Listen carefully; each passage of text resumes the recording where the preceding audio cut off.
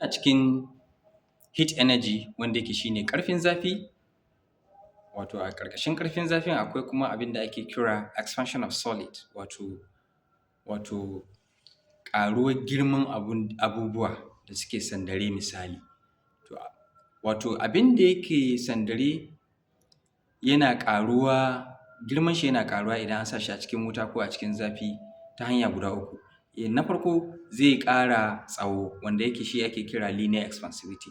Na biyu zai ƙara faɗi shi ake kira area expansivity. Kuma na uku shine zai ƙara kauri wanda ake kira volume expansivity.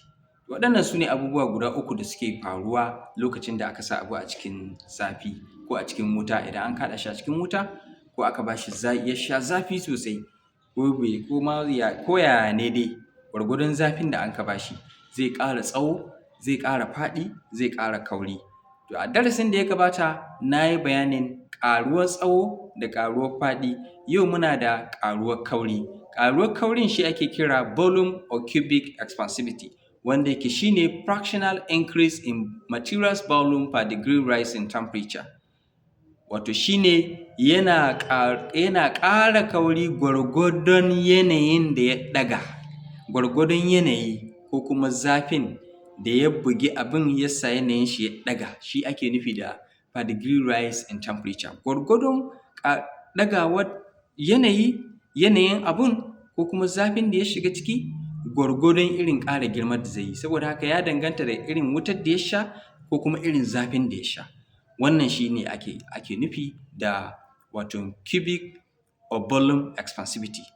So it represents the three-dimensional expansion of solid, liquid or gas.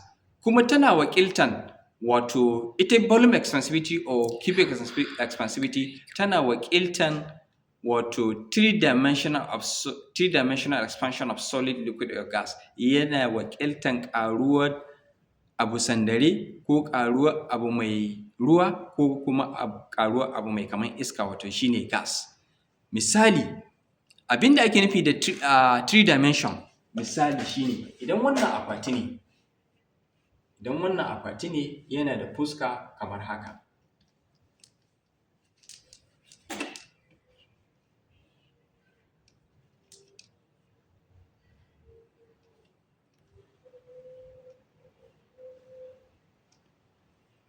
Yana da fuska ta nan gaba, yana da fuska ta sama, yana da fuska ta gefe. Wannan shi ake nufi da three dimension.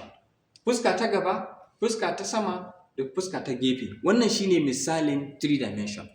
To ƙaruwar kaurin abin nan ko menene yana ƙaruwa ne ta hanyar fuskokin shi guda uku.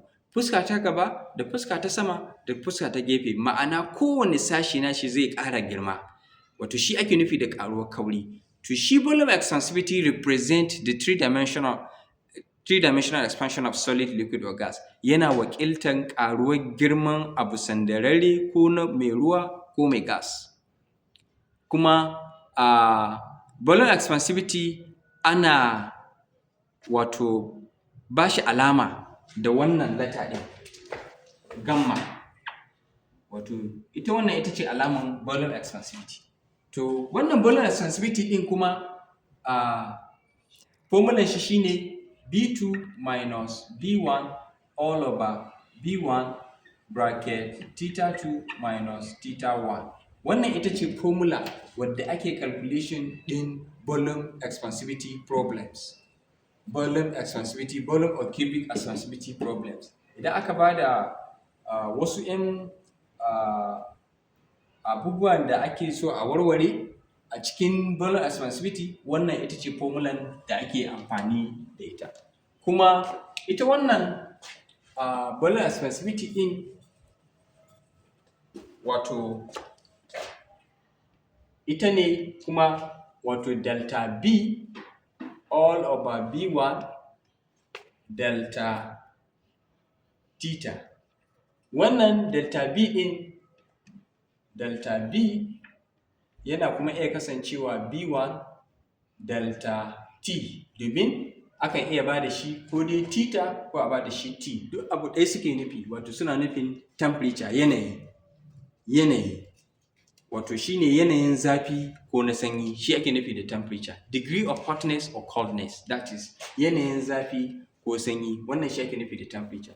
So idan aka ce delta B din yana nufin change in B, wanda yake shine B2 minus B1 minus B1 all over B1 already yana nan, dama akwai shi a wajen, wanda yake delta theta shine theta 2 minus theta 1, ya sake dawowa kamar yadda yake daga farko, kamar yadda aka ba da shi.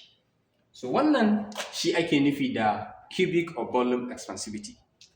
Example, misali, the increase in volume of 10 cm cube of mercury a cikin wato abubuwan da ake sarrafawa elements, akwai abubuwa da ake sarrafawa da ake kira element, akan sarrafa su ta fannoni ta yin abubuwa da dama, ko kuma kowane da irin aikin da yake yi. To daga cikinsu akwai abin da ake kira mercury.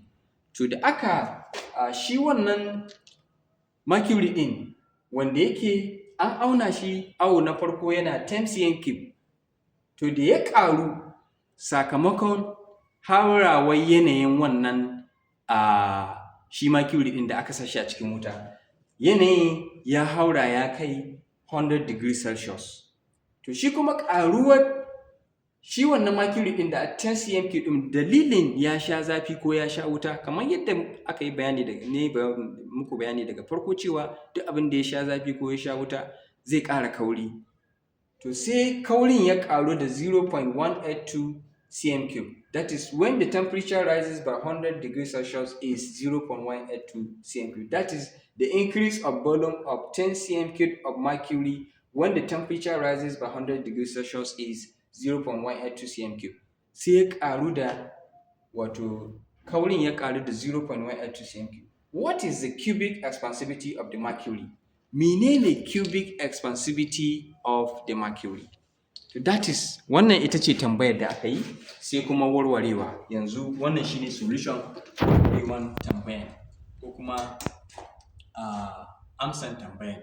Shine Bello expansivity is equal to delta B all over B1 delta T, which is equal to B din shine me, wato change in volume. Change in volume is 0.182 cm cube. That is the change in volume. Then all over B1 is 10 cm cube. Kamar yadda yake daga nan is 10 cm cube, then times delta T wanda yake is 100 degrees Celsius. So wannan cubic expansivity is equal to 0.182 cm cube, 10 times 100 zai bamu 1000. So cubic expansivity is the same thing as 0.182 divided by 1000 is 0.0000182 per Kelvin, because saboda per Kelvin shine unit in cubic expansivity. So amsar shine 0.00182 per Kelvin, wanda yake yana a cikin decimal form. Per Kelvin din shine is a unit ne na wato cubic expansivity ko kuma volume expansivity, alamar da ake gane shi kenan. Sai wannan yana a cikin decimal form. Mai da shi standard form zai kasance wato cubic expansivity is equal to 1.82 times 10 to the power of, domin idan za a mai da decimal to standard za a ɗauko wannan decimal ɗin ko so nawa ya tsallaka ya dawo inda lamba take. Na farko za mu fara aunawa 1, 2, 3, 4, sai mu ce times 10 to the power of minus 4, then per Kelvin. Ko so nawa ya tsallaka zuwa inda lamba take, shine adadin lambar da za a sa daga nan sama. Wannan shi ake kira standard form. Domin akan mai da decimal to standard, akan kuma mai da standard to decimal. So wannan shine cubic expansivity. So saboda haka the cubic expansivity of mercury of mercury is 1.82 times 10 to the power minus 4 per Kelvin. Wannan shine wato cubic or volume expansivity of the mercury. Wannan shine cubic or volume expansivity of the mercury kamar yadda aka yi tambaya a cikin wannan example din. A cikin wannan example din, what is the cubic expansivity of the mercury? Wannan shine cubic expansivity of the mercury. Za mu dakata nan, darasinmu na gaba za mu ci gaba.